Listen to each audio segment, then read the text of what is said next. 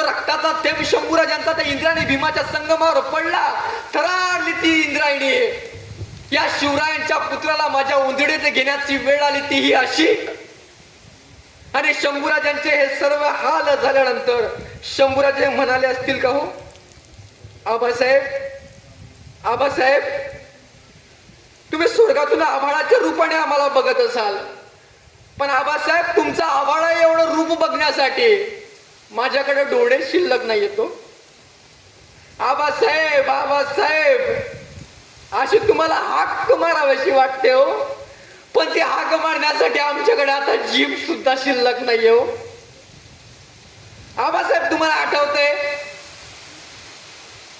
आम्हाला मथुरेला ज्या वेळेस तुम्ही सोडलं होतं त्यावेळेस आम्हाला दीड देण्यासाठी तुम्ही आमच्या हातात घेतले होते.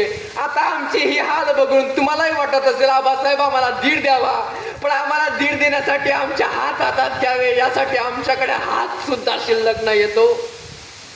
आबासाहेब त्या मथुरेहून जाताना तुम्ही आमच्या डोक्यावर हात कुरवाडला होता आबासाहेब, पण आता आमची अशी परिस्थिती आबासाहेब तुम्ही आमच्या डोक्यावर हात फिरवा, आमच्या हात फिरवून आमचा डोकं कुरवडावं. आबासाहेब ते डोकं कुरवाडण्यासाठी माझ्याकडे डोकं सुद्धा शिल्लक नाही येतो. आबासाहेब शिवपुत्र म्हणून जर आमची अशीच मृत्यूशी ओळख होणार असेल, शिवपुत्र म्हणून जर मृत्यू आम्हाला असाच मिळणार असेल, तर आबासाहेब आम्ही त्या जगदीश्वराच्या रायगडाच्या जगदीश्वराला महादेवाला साकडं घालू. 1000 वेळा जन्म दे, 1000 वेळा, पण शिवपुत्र म्हणून जन्माला दे.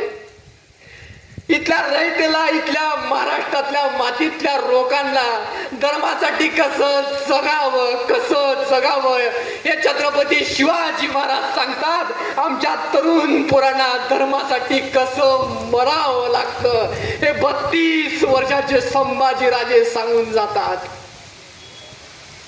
आबासाहेब शिवपुत्र म्हणून आमची अशीच मृत्यूशी ओळख होणार असेल, 1000 वेळा जन्म घेऊ आबासाहेब, पण फक्त आणि फक्त शिवपुत्र म्हणून जन्माला येऊ.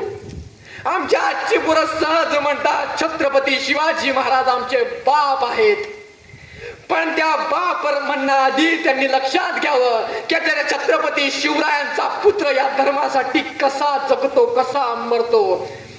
स्वतःला शिवरायांना आपला बाप म्हणण्याआधी लक्षात ठेवा की शिवरायांचा पुत्र धर्मासाठी कसा मरतो.